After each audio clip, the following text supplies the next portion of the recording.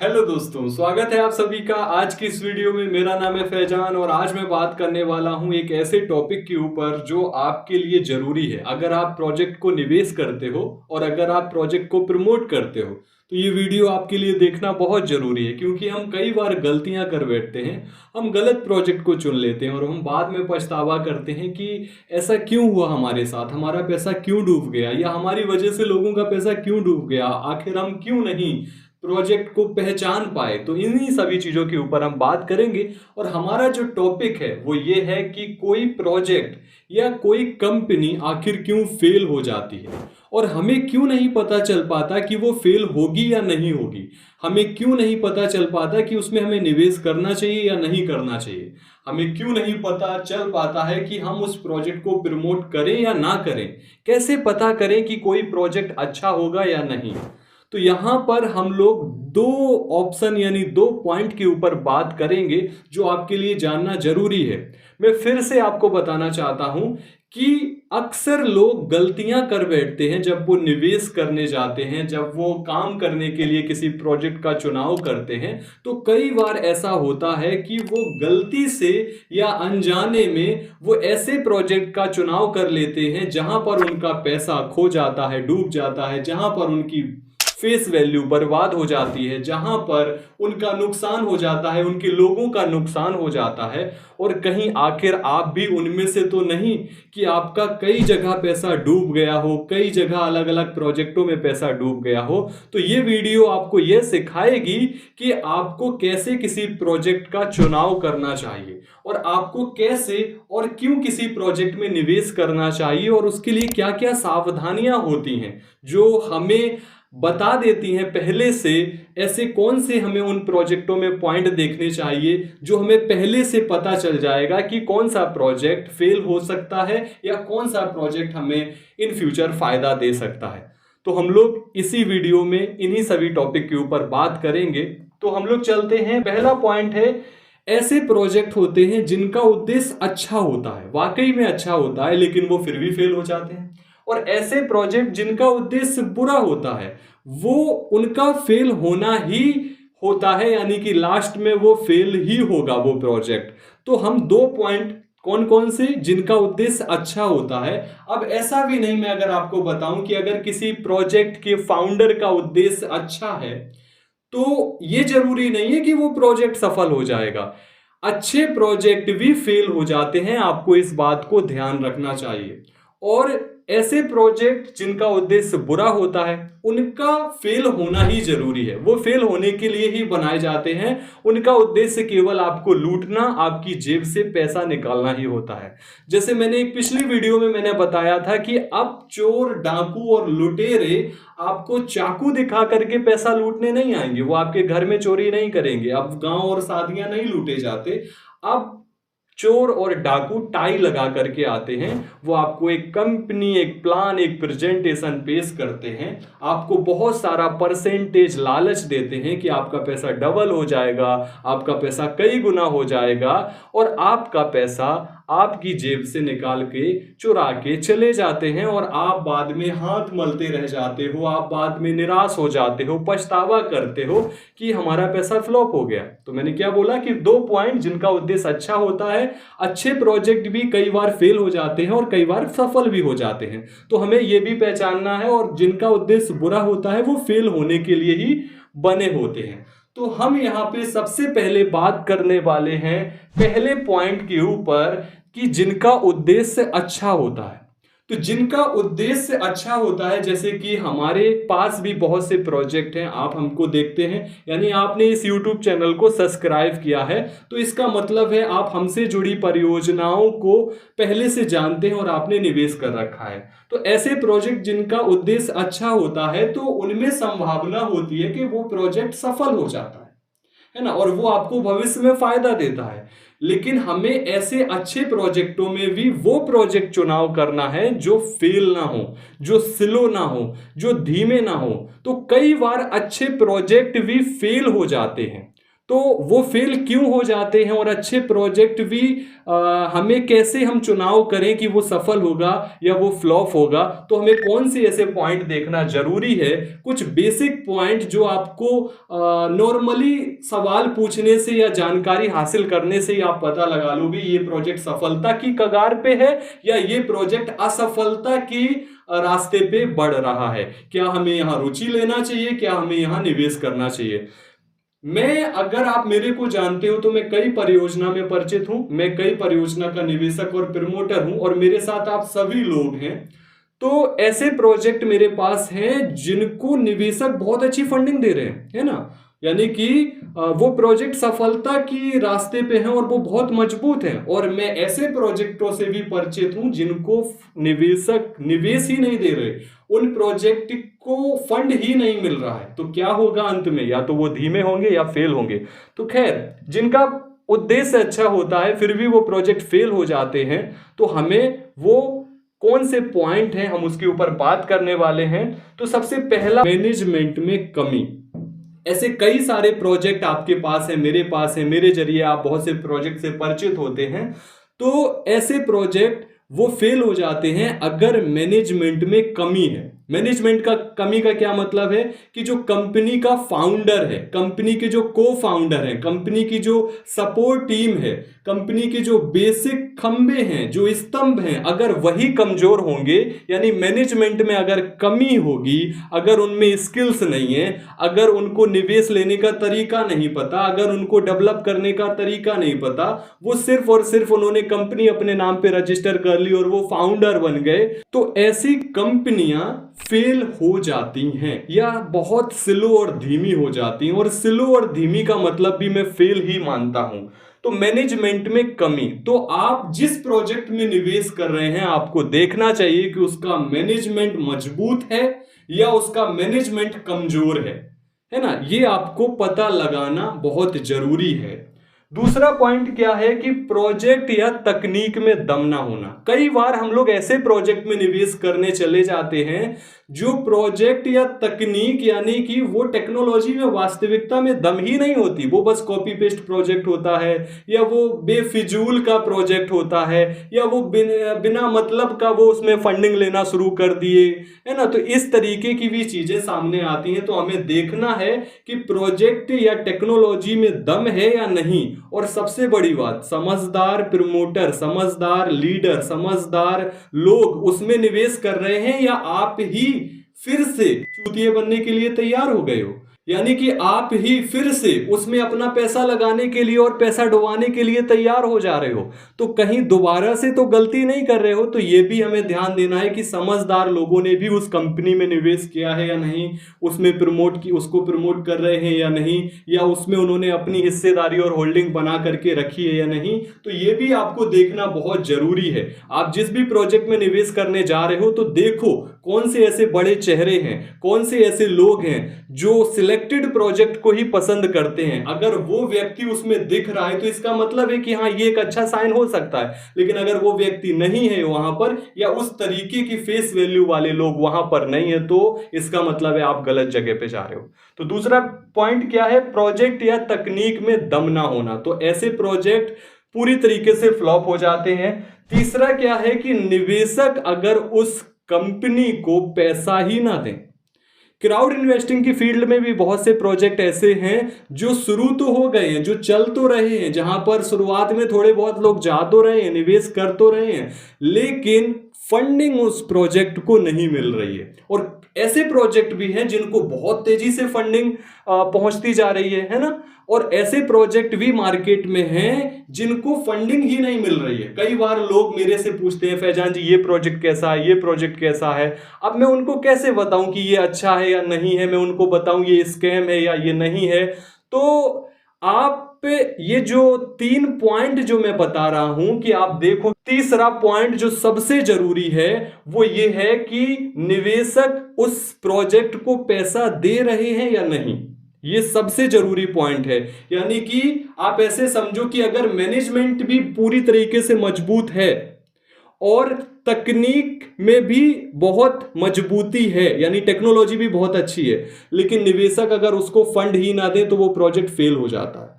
यानी तीनों का कॉम्बिनेशन जरूरी है। यानी कि अगर मैं कहूं कि इनमें से मैं दो चीजों को हटा दूं तो पॉइंट क्या है कि अगर मैनेजमेंट कमजोर है, मान लो मैनेजमेंट कमजोर है और तकनीक में बहुत दम है और निवेशक फंड भी दे रहे हैं, तब भी वो प्रोजेक्ट फेल हो जाएगा। क्यों? क्योंकि मैनेजमेंट में कमी है। तो ये तीनों का कॉम्बिनेशन होना बहुत जरूरी है, यानी मैनेजमेंट की मजबूती, प्रोजेक्ट और टेक्नोलॉजी में दम होना और निवेशक उसको फंड दे रहे हो। तो आप जहां पर भी निवेश करो ये तीनों चीजें जानने की कोशिश किया करो। और सबसे बड़ी बात यह है कि क्या निवेशक वहां निवेश कर रहे हैं, कहीं ऐसा तो नहीं हम किसी ऐसी जगह जा रहे हो जहां हम ही बलि का बकरा बनने को तैयार हो, यानी कि हम ही कटने के लिए वहां पे जा रहे हो। तो ये बहुत जरूरी है और सावधानी इसको आपको समझना चाहिए। यानी कि जब हम बात करते हैं अच्छे प्रोजेक्टों में निवेश करने की, तो अच्छे प्रोजेक्टों में भी कई बार जो प्रोजेक्ट होते हैं वो फ्लॉप हो जाते हैं और अच्छे प्रोजेक्टों में कुछ प्रोजेक्ट सफल भी होते हैं। कहने का मतलब यह है कि अच्छे प्रोजेक्ट भी फेल हो जाते हैं। तो कई बार जो प्रोजेक्ट फेल हो जाते हैं, अच्छे प्रोजेक्ट भी, वो इन तीन कमी के कारण से फेल होते हैं। मैनेजमेंट में कमी होना, तकनीक में दम ना होना, या निवेशक उस प्रोजेक्ट को फंड ही ना कर रहे हो, यानी उस कंपनी को कितना पैसा पहुंचा वो पैसा बहुत थोड़ा हो। तो इसका मतलब है वो प्रोजेक्ट फेल हो जाएगा या फिर वो और ज्यादा समय लेगा, 10-20 साल लेगा और वो चलता रहेगा, है ना। और अब हम चलते हैं, यानी कि ये तो हो गए कि जिनका उद्देश्य अच्छा होता है। तो जिनका उद्देश्य अच्छा होता है कि हमें वो प्रोजेक्ट चुनना है, और वो प्रोजेक्ट चुनने के लिए आपको आशावादी लोगों से जुड़ना होगा, आपको उनके संपर्क में रहना होगा। आप जिस व्यक्ति को अच्छा मानते हो, जो कभी भी फर्जी प्रोजेक्टों में हाथ नहीं लगाता, जो कभी भी ऐसा नहीं करता आज ये प्रोजेक्ट शुरू, कल वो प्रोजेक्ट शुरू, परसों वो प्रोजेक्ट शुरू, इस तरीके से अगर कोई व्यक्ति है जो सॉलिड लॉन्ग टर्म विजन के साथ अच्छे प्रोजेक्टों में निवेश करता है, तो आपको उस व्यक्ति की नकल करनी चाहिए, उस व्यक्ति का हाथ पकड़ना चाहिए, क्योंकि वो खुद सफल होगा और उसके रास्ते पे आप भी सफल होगे। भले ही आप नॉलेज नहीं लेते हो, जानकारी नहीं लेते हो, अगर आप सिर्फ उस व्यक्ति से सलाह ले लेते हो जिसको आप अच्छा मानते हो, उस जगह पे आप मेरे को भी रख सकते हो, उस जगह पे आप किसी और अच्छे लीडर अपने अपलाइन या किसी को भी रख सकते हो कि ये जो व्यक्ति है ये कभी भी गलत प्रोजेक्ट को प्रमोट नहीं करता। तो इसका मतलब है अगर आप किसी नए प्रोजेक्ट में जा भी रहे हो तो इससे एक बार सलाह ले लो कि फैजान जी ये प्रोजेक्ट अच्छा तो है या नहीं है, या मुझे जाना चाहिए या नहीं जाना चाहिए, या फैजान जी आपने इसमें निवेश किया या नहीं किया। तो आपको यहां से तुरंत एक बहुत सुंदर पॉइंट पता चल जाएगा कि आपको निवेश करना चाहिए या उससे दूर रहना चाहिए। ये बहुत बड़ी बात मैं आपको बता रहा हूं। इस तरीके से आप कई प्रोजेक्टों में कई सारा पैसा अपना बचा सकते हो। अब बात करते हैं कि जिनका उद्देश्य ही बुरा होता है, ऐसे भी प्रोजेक्ट होते हैं। यानी कि यहां पर चाहे फंडिंग बहुत अच्छी मिल गई हो, चाहे तकनीक में उनकी दम नजर आ रही हो, हालांकि वो दम होती नहीं क्योंकि वो प्रोजेक्ट नकली होता है, वो प्रोजेक्ट फ्लॉप होता है, उसका उद्देश्य ही जब बुरा है तो प्रोजेक्ट में दम वाली बात यहाँ पे खत्म हो जाती है। और मैनेजमेंट भले ही बहुत एजुकेटेड लग रहा हो, टाई लगा करके वो बैठे हो, तो इसका मतलब होता है अगर उद्देश्य गलत है तो वो प्रोजेक्ट का फेल होना निश्चित है। तो जिनका उद्देश्य बुरा होता है, यानी कि अगर मैं यहां पे कुछ प्रोजेक्ट का उदाहरण दूं जो फेल हो गए, जैसे कि आप जानते होंगे शायद CRU या WCRU प्रोजेक्ट, तो जितने भी लोगों ने इसको प्रमोट किया उनकी फेस वैल्यू बर्बाद हुई, और जितने भी लोगों ने इस प्रोजेक्ट में CRU WCRU टोकन कॉइन खरीदा उनका पैसा पूरी तरीके से बर्बाद हो गया। अब आप उम्मीद भले ही करते रहो कि शायद कुछ होगा, या आप अपने अपलाइन से कॉल करो और वो भी आपको बता दे कि हाँ हाँ होगा, और वो ऐसा क्यों बोल रहा है ताकि आप उसको बुरे शब्दों से सम्मानित ना करो कि तुमने हमारा पैसा कहां बर्बाद कर दिया। तो ये जो मैं आपको बता रहा हूं आपको ये समझना बेहद जरूरी है। तो जैसे CRU और WCRU क्या हुआ, पूरी तरीके से उसका उद्देश्य ही खराब है ना। ऑन पैसिव बहुत सारे लोग उसको बहुत ज्यादा चाहते थे, है ना, उम्मीद लगाए बैठे थे। लेकिन जैसा मैंने कहा कि मैनेजमेंट में चाहे कितनी भी बड़ी काबिलियत हो, वो बहुत बड़ी बड़ी बातें कर रहा हो, लेकिन जब तक वो प्रोडक्ट अपना जमीन पे नहीं उतारेगा, लोग उसका इस्तेमाल नहीं करेंगे, कंपनी को कभी भी फायदा नहीं हो सकता। तो ऑन पैसिव में पूरी तरीके से पैसा डूब गया, जबकि यहां पर निवेशकों ने फाउंडरशिप के तौर पे बहुत सारी फंडिंग दी। वो कोई भी प्रोजेक्ट होता, उतनी फंडिंग मिलने के बाद वो सफल हो सकता था। लेकिन मैंने बताया, अगर उद्देश्य ही खराब हो तो वो प्रोजेक्ट हमें कभी भी फायदा नहीं दे सकता। तीसरा, अगर मैं बात करूं, बहुत सारे लोग परिचित होंगे जा लाइफ स्टाइल, एड दिखाने वाली कंपनी। सिर्फ एड देखना है, कुछ नहीं करना, आपको पैसा आएगा, बहुत पैसा आएगा। तो लोगों का यहां पे भी कट गया, यानी कि लोगों का यहां पे भी पैसा बर्बाद हुआ। और यही हमें फर्क पहचानना है कि कौन सी जगह हमें जाना चाहिए, कौन सी जगह हमें नहीं जाना चाहिए। बहुत से बड़े बड़े अपने आप को लीडर, इंटरनेशनल लीडर, दिग्गज ऐसा कहने वाले भी इन प्रोजेक्ट में आसानी से फंस जाते हैं, चाहे वो ना समझ पाने की वजह से इन प्रोजेक्ट में आ जाते हों, या वो प्रमोट करने के लालच और छोटे पैसे कमाने के लालच में इनको प्रमोट करने लगते हों। लेकिन अंत में उनकी फेस वैल्यू और उनका जो लोगों के प्रति भरोसा होता है, लोग जो उन पे भरोसा करते हैं, वो पूरी तरीके से वो गवा बैठते हैं और बाद में सदमे में चुप हो जाते हैं। फिर किसी एक्स कंपनी, वाई कंपनी को प्रमोट करके फिर से वही लोगों को इधर उधर बता देना, लेकिन लॉन्ग टर्म विजन नहीं रखते। तो इसका मतलब क्या है कि जिन्होंने भी CRU, WCRU को प्रमोट किया, जिन्होंने भी ऑन पैसिव को प्रमोट किया, उनका पैसा गायब, खो गया, अब कुछ भी नहीं हो सकता। अब बात आती है जिन्होंने भी जा लाइफ स्टाइल को प्रमोट किया या निवेश किया, उनका पैसा डूब चुका है। जिन्होंने एक्यूक्स कंपनी को प्रमोट किया, उनका पैसा डूब चुका है। जिन्होंने AFD कंपनी में पैसा लगाया, उनका पैसा डूब चुका है। जिन्होंने बार्टफोर्ड नामक कंपनी में पैसा लगाया, उनका पैसा डूब चुका है। जिन्होंने हाइपरवर्स कंपनी में पैसा लगाया, उनका पैसा डूब गया है। अगर मैं ये लिस्ट आपको बताऊं तो शायद 500-600 कंपनियों का रिकॉर्ड मेरे पास जो है वो सब फ्लॉप। और ये वो कंपनी थी जो आपको अमीर बनाने वाली थी, बहुत पैसा देने वाली थी, लेकिन ऐसा होता नहीं है। जिनका उद्देश्य ही बुरा हो, वो कभी भी वो कंपनी या प्रोजेक्ट सफल हो नहीं सकता। आप भले ही वहां पे पैसा लगा के उम्मीद करते रहो। और जिनका उद्देश्य अच्छा होता है, जिन प्रोजेक्टों का, उनमें भी हमें चुनाव करना चाहिए और प्राथमिकता सेट करनी चाहिए कि कहां हमें पहली प्राथमिकता देनी है और कहां हमें सेकंड प्राथमिकता देनी है, कहां से हमें बहुत दूर रहना है। और अगर आप पैसा बचाना चाहते हो, सचमुच अगर आप ऐसी कंपनी में निवेश करना चाहते हो जो आपको फायदा देगी, तो आपको किसी ना किसी व्यक्ति पे, जिसको आप सम्मानित नजरिए से देखते हो, उसके ऊपर आपको फोकस करना चाहिए कि वो क्या कर रहा है, और उसके ऊपर आपको विश्वास करना चाहिए कि वो कहां निवेश कर रहा है। और ये विश्वास आपको सिर्फ ऐसा वाला विश्वास नहीं करना, ये विश्वास आपको सारे तथ्यों को देखते हुए आपको विश्वास करना है। नहीं तो आप फिर से किसी गलत कंपनी में, किसी गलत व्यक्ति के हाथों अपना पैसा फिर से डुबा दोगे और आप कहोगे कंपनियां खराब होती हैं। नहीं, निवेश करने का तरीका होता है कि हम अच्छा निवेश कर रहे हैं या बुरा निवेश कर रहे हैं, हम लालच में आके निवेश कर रहे हैं या फिर हम दूरदर्शी हैं, या फिर हम तुरंत फायदा चाहते हैं या हम बड़ा पैसा चाहते हैं। तो अगर हम तुरंत लालच में और जल्दी इन सभी चीजों के चलते ऐसे लोगों के पास जाते हैं या ऐसी कंपनियों में जाते हैं, तो हमारा पैसा पूरी तरह से डूब जाएगा। तो हमें ये सावधानी बरतनी चाहिए। अब सवाल आता है कि अब हम क्या करें, अब हमें क्या करना चाहिए। अब आपको सीख जाना चाहिए। सीख जाना चाहिए का मतलब है कि इतनी आपने गलतियां की हैं, तो अब आपको शायद लोगों के चेहरे पहचानने में आसानी हो गई होगी।